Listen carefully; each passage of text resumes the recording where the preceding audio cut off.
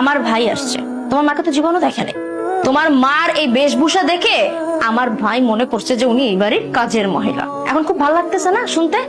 তোমাকে আমি বারবার বলছিলাম যে তোমার মাকে এই বাড়িতে রাখার দরকার নেই। তোমার মা আনকালচার একটা গাইয়া, সে কোনোদিনও এই সোসাইটিতে ভালোভাবে থাকতে পারবে না। কিন্তু তুমি আমার কোনো কথাই শোনোনি, তোমার মাকে এই বেশভূষাতে এখানে রেখে দিয়েছো। এখন আমার ভাই কাজের মহিলা মনে করছে, ওর দোষ কোথায় এখানে? তোর ভাই আমার মাকে কাজের মহিলা বলছে, আর তুই সেটা নীরবে হজম করে নিলি। তুই সেটা প্রতিবাদ করবি না? তুই বলবি না যে এটা আমার শাশুড়ি? তুমি কি করবো? আমার দোষ কোথায়? আমার ভাইয়ের দোষ কোথায়? তোমার মাকে তো আমি বলছিলাম যে একটু পরিপাটি হয়ে থাকেন, কিন্তু না, সে তো ওভাবে থাকবে না। সে সারাদিন খাবে দাবে ঘুমাবে, এটা করবে ওটা করবে। আর এই জন্যই তো তোমার ছোট ভাইয়ের বউ লাথি মারা বের করে দিছিল। কারোর সাথে তো চলা যায় না সমাজে, তোমার মাকে নিয়ে এসে আমার ঘাড়ে উঠছে। আর এখন মানিজ্য নষ্ট করতেছে আত্মীয় স্বজনদের কাছে। ভাইয়া আপু তো ঠিক কথা বলছে, আপনার মাকে তো দেখে কাজের মহিলাই মনে হয়। সে আপনার মা একটু মার্জিত, সুন্দর মতো চলাফেরা করবে, সুন্দরভাবে নিজেকে প্রেজেন্ট করবে। এরকম ভাবে থাকলে তো সবাই কাজের মহিলা বলবে। এই একদম চুপ। তুই যদি আরেকটা কথা বলো, এই একদম চুপ। বেরো, বেরো আমার বাড়ি থেকে, বেরো।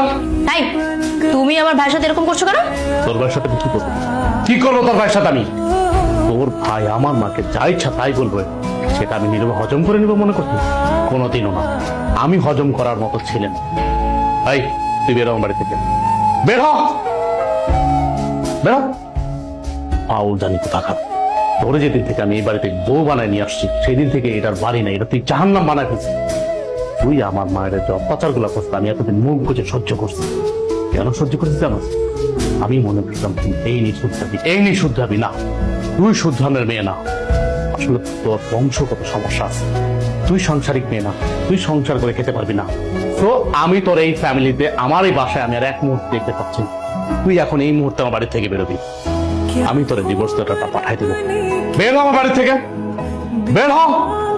বাবা থাক না, এসব বাদ দে। মা, তুমি কোনো কথা বলবা না। একটা মানুষের সীমা থাকে, ও সীমা লঙ্ঘন করছে অনেক আগেই।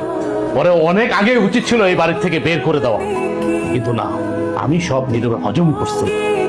আর হজম করবো না, অনেক হয়েছে। তুই একটা বাইরের ছেলের সাথে, তোর খালাতো ভাইয়ের সামনে তুই আমার মাকে কাজের মহিলা বলে তোর ভাই, আর তুই সেটা মজা নেস না? মজা নেস? এই আমি গরিব, আমি গ্রামের ছেলে, মানলাম। তোর বাবা আমাকে সহযোগিতা করছে, সহযোগিতা করে ভালো একটা চাকরি দিয়েছে। আমি তো এই জন্য তোর অনেক ভালো রাখছি। তুই বলতে পারবি তোর কোন দিক থেকে আমি অসম্মান করছি, কোন দিক থেকে আমি তোর কমতি রাখছি? তুই আমার মার সাথে এমন করছিস কেন? এমন করছিস কেন?